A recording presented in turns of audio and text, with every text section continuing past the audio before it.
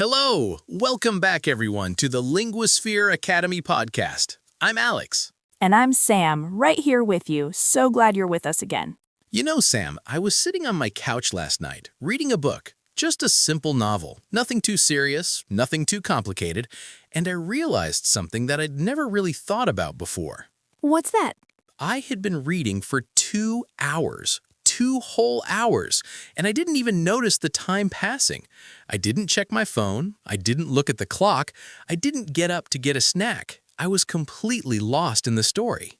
That's the magic of reading, isn't it? You start reading and suddenly the world around you just disappears. You're not in your living room anymore. You're in a different country, a different time, a different life.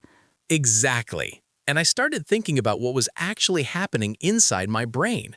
Not just the story, but the brain itself.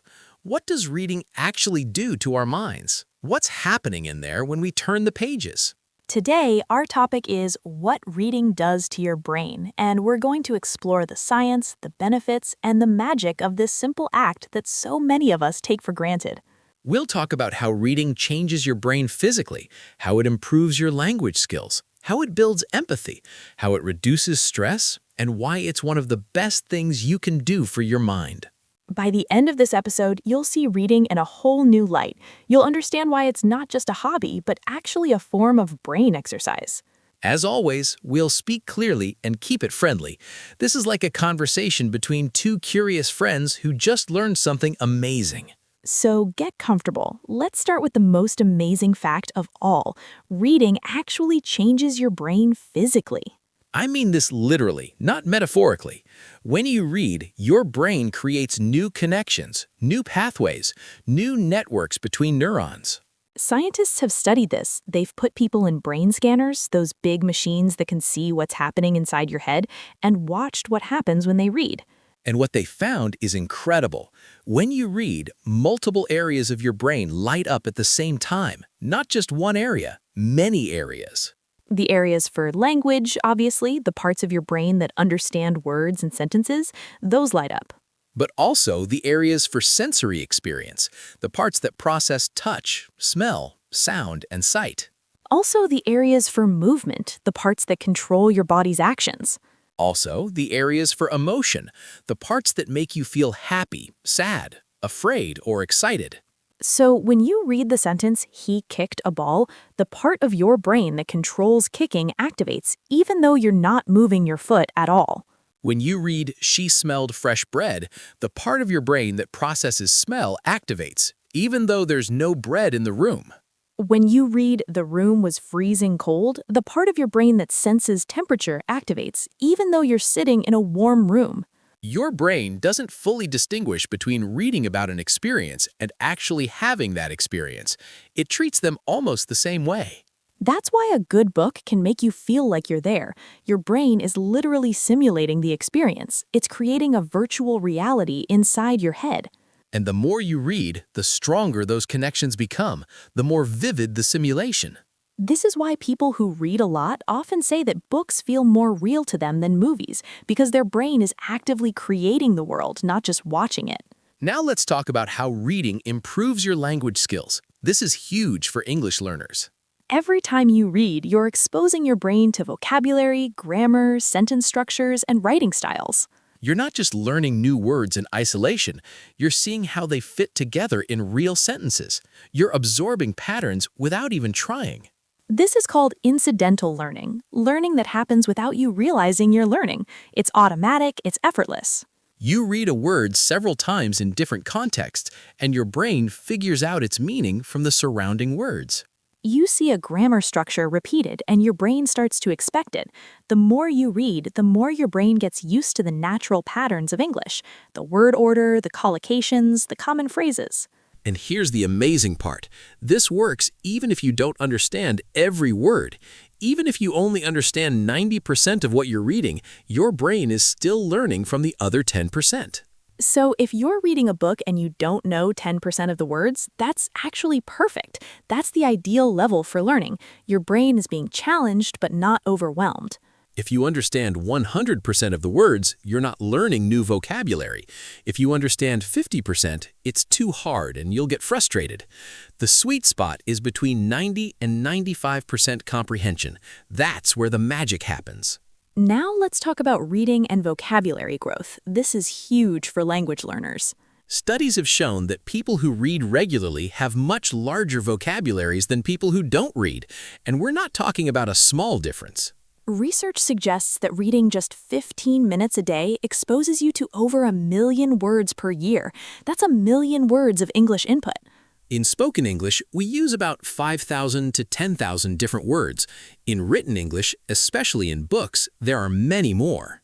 A novel might use 20,000 to 50,000 different words. A single book can expose you to more vocabulary than years of conversation. And here's the key. You don't need to memorize these words. You don't need to make flashcards.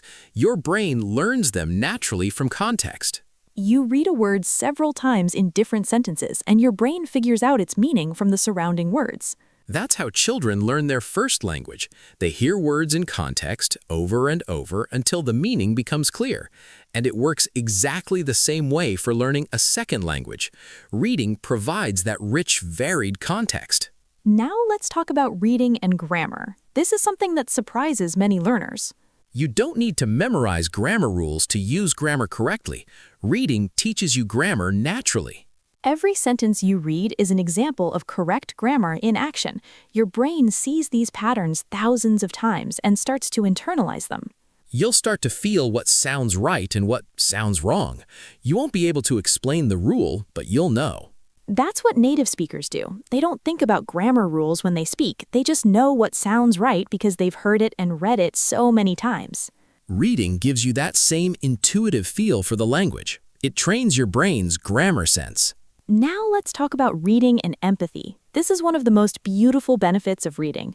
When you read fiction, you step into another person's mind. You see the world through their eyes. You feel what they feel. You experience their joys, their sorrows, their fears, their hopes. You live another life, even if only for a few hundred pages. Studies have shown that people who read literary fiction are significantly better at understanding other people's emotions. They call this theory of mind. It's the ability to understand that other people have different thoughts, feelings, and perspectives from your own. Reading fiction exercises that muscle. You practice being someone else. You practice feeling what they feel. You practice understanding why they do what they do. And that skill transfers directly to real life. Readers are more empathetic. They're better at reading facial expressions. They're better at understanding social situations. They're better at resolving conflicts. So when you read a novel, you're not just entertaining yourself. You're becoming a more understanding, more compassionate human being.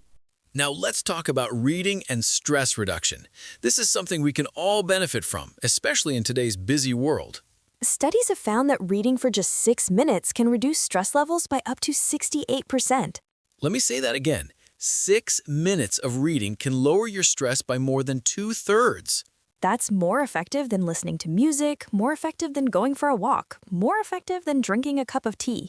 Why does reading have such a powerful effect on stress? Because reading requires focus. When you're immersed in a story, you're not thinking about your problems. You're not worrying about work. You're not replaying that awkward conversation in your head. Your mind is somewhere else. Your heart rate slows down, your muscles relax, your breathing becomes deeper and more regular. It's like a mini vacation for your brain, a mental escape from the pressures of daily life. And the best part is, it's accessible to everyone. You don't need special equipment, you don't need to go anywhere, you just need a book. Even better, the stress-reducing effects of reading last beyond the reading session itself. Regular readers report lower baseline stress levels overall. Now let's talk about reading and sleep. This is a habit that can transform your nights. Reading before bed signals to your brain that it's time to wind down. It's a ritual that tells your body, we're done with the day, rest is coming. But here's the key. Read a physical book or an e-reader without a backlight, not a phone or a tablet with a bright screen. The blue light from screens tricks your brain into thinking it's still daytime. It suppresses the production of melatonin, the hormone that makes you sleepy. That's why scrolling on your phone before bed often leaves you feeling wide awake even when you're tired.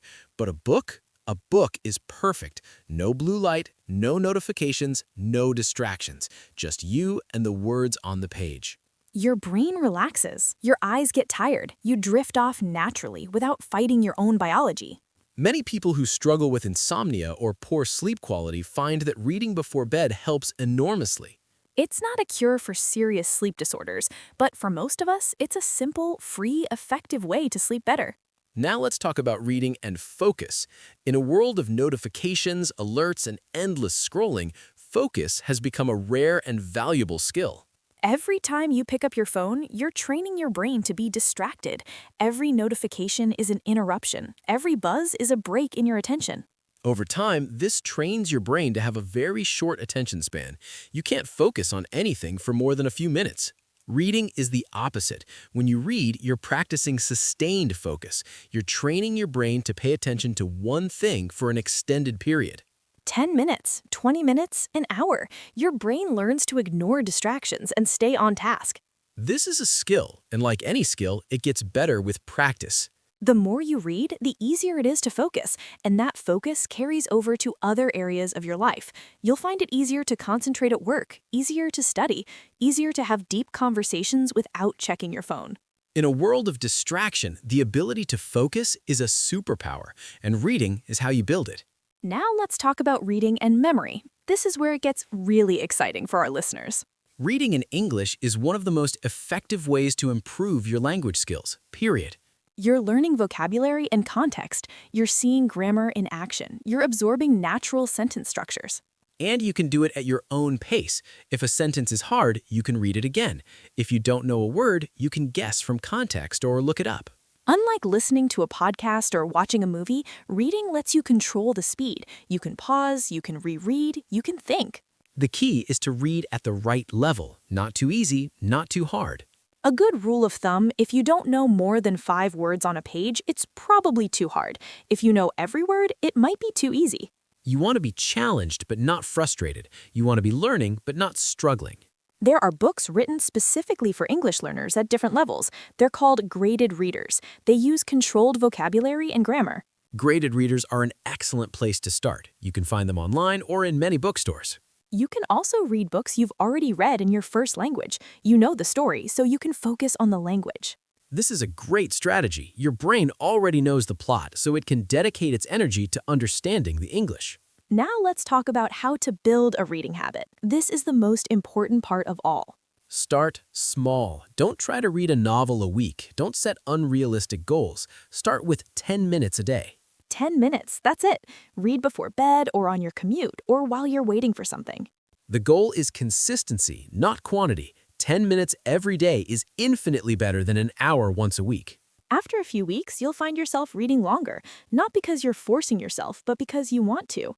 The habit will build itself. You'll start looking forward to your reading time. Find books you actually enjoyed. This is crucial. If you don't like a book, put it down and try another one. There's no prize for finishing a book you hate. Reading should be pleasure, not punishment. Try different genres: fiction, nonfiction, mystery, romance, science fiction, biography, fantasy, history. Something will click. If you're not sure what you like, go to a library or a bookstore and browse. Read the first page of different books. See what grabs you. You can also ask friends for recommendations or join an online book community. There are millions of readers out there happy to share their favorites. Now, let's bring back Maya.